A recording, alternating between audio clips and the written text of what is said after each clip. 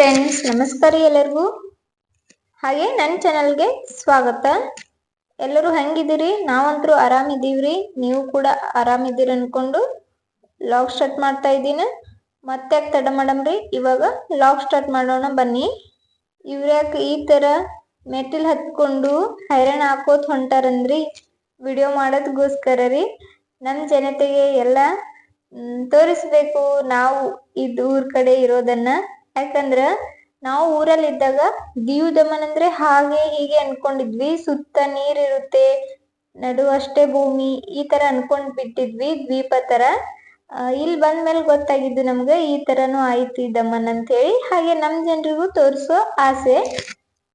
ನಾವು ಕೂಡ ದಮನಲ್ಲಿ ಇರೋದ್ರಿಂದ ನಮ್ಗೆ ಈ ಪ್ಲೇಸಸ್ ಅಷ್ಟೊಂದು ದೂರ ಇಲ್ಲ, ಹಾಗಾಗಿ ಹತ್ರನೇ ಇರೋ ಕಾರಣ ನಾವು ನೋಡ್ದಂಗಾಯ್ತು, ನಮ್ ಜನರಿಗೂ ತೋರಿಸ್ದಂಗಾಯ್ತು ಅಂತ ಹೇಳಿ ಬಂದಿದ್ವಿ. ಇದು ಏನ್ ನೋಡ್ತಾ ಇದ್ದೀರಾ? ಪೋರ್ಚುಗೀಸರು ಕಟ್ಟಿಸಿಕೊಂಡಿರುವ ಕೋಟೆ ರೀ. ಈ ಕೋಟೆ 500 ವರ್ಷದ ಹಳೆಯದಂತ ಹೇಳ್ತಾರಿ ಇಲ್ಲಿರೋ ಜನ. ಇದ್ರ ಬಗ್ಗೆ ಹಿಸ್ಟ್ರಿ ಹೇಳ್ತಾರ ಗೊತ್ತಿರೋರು. 500 ವರ್ಷ ಹಳೆದು ಇದು. ಪೋರ್ಚುಗೀಸರು ತಮ್ಮ ಸೇಫ್ಟಿಗೋಸ್ಕರ ಕಟ್ಕೊಂಡಿದ್ದು.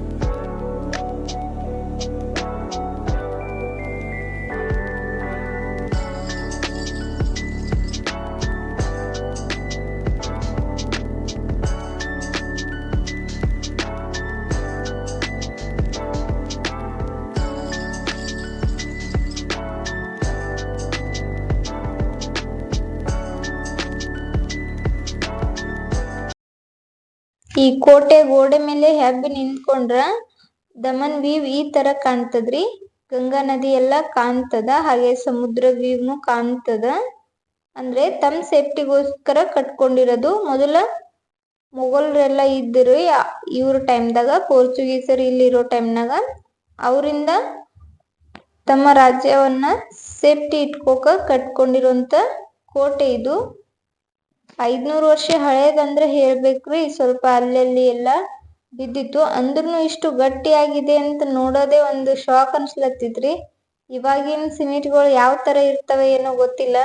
ಒಂದು 10-15 ವರ್ಷ ಮನೆಗಳೇ ಬಿಟ್ಬಿಡ್ತಾವ.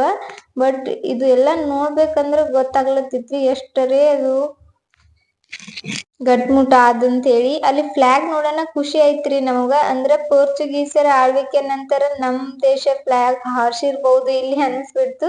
ಇದು ಏನ್ ನೋಡ್ತಾ ಇದ್ದೀರಾ? ಇದನ್ನು ಕೂಡ ಲೈಟ್ ಹೌಸ್ ರೀ. ಹಳೇದು ಇದು. ಮೊದಲು ಇದನ್ನೇ ಬಳಸ್ತಿದ್ರು. ನಂತರ ಇಲ್ಲಿ ಕಾಣ್ಲತ್ತದಲ್ರಿ ದೊಡ್ಡದು, ಈ ಲೈಟ್ ಹೌಸ್ ಅನ್ನ ಬಳಸ್ಲತ್ತಾರ ಇವಾಗ. ಗೊತ್ತೇ ಆದ್ರಿ, ಲೈಟ್ ಹೌಸ್ ಅಂತರೂ ನಾವಿಕರಿಗೆ ಸೂಚನೆ ನೀಡ್ತದ, ದಿಕ್ಕನ್ನ ಸೂಚಿಸುತ್ತದಂತ ಹೇಳಿ. ಅದಕ್ಕ ತುಂಬಾ ಹೆಲ್ಪ್ ಆಗ್ತದ. ಮೀನುಗಳು ಹಿಡಿಯೋಕಂತ ಹೇಳಿ ನೂರಾರು ದೂರ ಅಂದ್ರೆ 1000 ಕಿಲೋಮೀಟರ್ ದೂರ ಹೋಗಿರ್ತಾರ ಸಮುದ್ರ ಒಳಗದು, ಅವರಿಗೆ ದಿಕ್ಕನ್ನ ಸೂಚಿಸೋ ಸಂಬಂಧ ಈ ದಿಕ್ಸೂಚಿ ಹೆಲ್ಪ್ ಆಗ್ತದ. ಅದು ಲೈಟ್ ಹೌಸ್ ಮುಖಾಂತರ ಅವರಿಗೆ ತೋರಿಸ್ಕೊಡ್ತದ ದಿಕ್ಕನ್ನೆಲ್ಲ. ನಾವು ಸಹ ಇಲ್ಲೆಲ್ಲ ನೋಡ್ಕೊಂಡು ಈ ಕೋಟೆ ಸುತ್ತಬೇಕಂತ ಹೊಂಟಿದ್ದೇವ್ರಿ. ಬಟ್ ಈ ಕೋಟೆ ಸುತ್ತಬೇಕಂದ್ರ ಒಂದಿಂದ ಕೆಲಸ ಅಲ್ರಿ. ಯಾಕಂದ್ರೆ 2-3 ತಾಸು ತಿರ್ಗಾಡ್ಬೇಕಾಗ್ತದ. ನನ್ನ ಮಗಳಿಗೆ ತಗೊಂಡು ಪೂರ್ತಿ ಕೋಟೆ ಸುತ್ತೋದು ನಮ್ ಕೈಲಿ ಆಗಲ್ಲ. ಇವತ್ತ ಸ್ವಲ್ಪ ಕೋಟೆ ಸುತ್ತಿದ್ರಾಯ್ತು, ಹಾಗೆ ನಾಳೆ ಸ್ವಲ್ಪ ಬಂದು ಕೋಟೆ ನೋಡಿದ್ರಾಯ್ತು. ಒಟ್ಟಾರೆ ಪೂರ್ತಿ ಕೋಟೆ ನೋಡೋದೇ ನಮ್ ಕೆಲಸ ಇತ್ತು.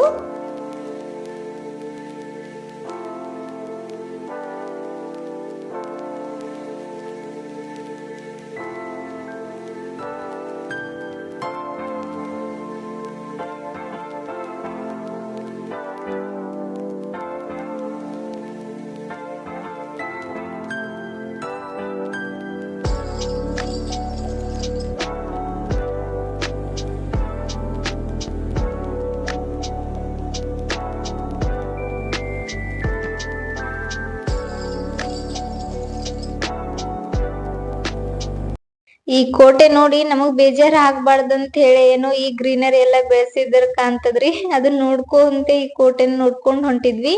ಇಲ್ಲಿ ನೋಡ್ಬೋದು ಅಂದ್ರೆ ಸೈನಿಕರು ಇಲ್ಲಿ ಇದ್ಕೊಂಡು ದೂರದೃಷ್ಟಿ ಇಡ್ತಿದ್ರೇನೋ ರೀ ವಿರೋಧಿಗಳಿಂದ. ಹಾಗೆ ಅಲ್ಲಿ ಬಾಳ್ ಹೋಲ್ಗಳು ಇದ್ದುರಿ. ಅದ್ರೊಳಗೆಲ್ಲ ಸೈನಿಕರು ನೋಡ್ತಿದ್ರೇನೋ, ತೋಪುಗಳೆಲ್ಲ ಅದಾವ ಮುಂದ್ ಹೋದಂಗ್ ನೀವು ನೋಡಕತ್ರಿ. ಇದು ಒಂದೇ ವಿಡಿಯೋದಾಗ ಇಷ್ಟೆಲ್ಲಾ ತೋರ್ಸೋದ್ ಆಗಲ್ರಿ. ಒಂದ್ ಸ್ವಲ್ಪ ಇದರಲ್ಲಿ ತೋರ್ಸಿದ್ದೀನಿ. ಹಾಗೆ ಬೇರೆ ಒಂದು ವಿಡಿಯೋ ಬರ್ತದ, ಇದ್ರ ಕಂಟಿನ್ಯೂ ವಿಡಿಯೋ ಇರ್ತದ. ನೀವು ದಮನ್ ಪೋರ್ಟ್ ನ ಕುತ್ಕೊಂಡು ಎಲ್ಲಾನು ನೋಡ್ಬೋದ್ರಿ. 2-3 ತಾಸು ಇರೋ ದಮನ್ ಪೋರ್ಟ್ ನ ನಾನು ಪೂರ್ತಿ ವಿಡಿಯೋ ಮಾಡಿ ಹಾಕಿದ್ದೀನ್ರಿ. ಈ ತರ ವ್ಯೂ ಕಾಣ್ತದ ಪೋರ್ಟ್ ಮೇಲೆ ನಿಂತ್ಕೊಂಡ್ರ.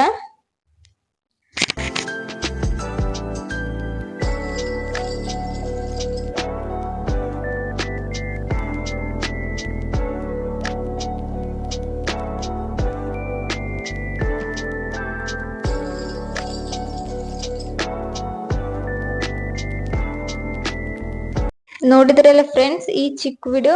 ಅಲ್ರಿ ಚಿಕ್ಕ ವಿಡಿಯೋ ಅಲ್ಲ, ಇನ್ನು ತುಂಬಾ ದೊಡ್ಡ ವಿಡಿಯೋ ಅದ. ಕೋಟೆ ಎಲ್ಲ ಸುತ್ತಬೇಕಲ್ರಿ. ಇವಾಗ ಒಂದ್ ಸ್ವಲ್ಪ ಕೋಟೆನೆ ಸುತ್ತಿದ್ದು. ಕೋಟೆ ಮೇಲೆ ನಿಂತ್ಕೊಂಡ್ ನೋಡ್ಲತ್ತಿದ್ರಲ್ರಿ ಯಾವ ತರ ವ್ಯೂ ಕಾಣ್ಲತ್ತದ ಸಮುದ್ರದ್ದು, ನದಿದು ಅಂತ ಹೇಳಿ. ಮತ್ತೆ ಮುಂದಿನ ವಿಡಿಯೋ ಬೇಕಂದ್ರ ಒಂದ್ ಲೈಕ್ ಮಾಡ್ರಿ ಪ್ಲೀಸ್. ಹಾಗೆ ನಿಮ್ ಫ್ರೆಂಡ್ಸ್ ಮತ್ತು ಫ್ಯಾಮಿಲಿ ಜೊತೆ ಶೇರ್ ಮಾಡ್ಕೊಳ್ಳಿ. ಯಾರು ನನ್ನ ಚಾನೆಲ್ನ ಸಬ್ಸ್ಕ್ರೈಬ್ ಮಾಡದೆ ನೋಡ್ತಾ ಇದ್ದೀರಾ ದಯವಿಟ್ಟು ಸಬ್ಸ್ಕ್ರೈಬ್ ಮಾಡ್ಕೊಂಡು ನನ್ನ ವಿಡಿಯೋಗಳಿಗೆ ಸಪೋರ್ಟ್ ಮಾಡಿ. ಮತ್ತೆ ಮುಂದಿನ ವಿಡಿಯೋದೊಂದಿಗೆ ಅಂದ್ರ ನೆಕ್ಸ್ಟ್ ಕೋಟೆಯ ವಿಡಿಯೋದೊಂದಿಗೆ ಸಿಗ್ತೀನ್ರಿ. ಪೂರ್ತಿ ಕೋಟೆ ಸುತ್ತೋದೆ ನಮ್ ಕೆಲಸ. ಅಲ್ಲಿವರೆಗೂ ಬಾಯ್ ಅಂಡ್ ಟೇಕ್ ಕೇರ್ ಫ್ರೆಂಡ್ಸ್.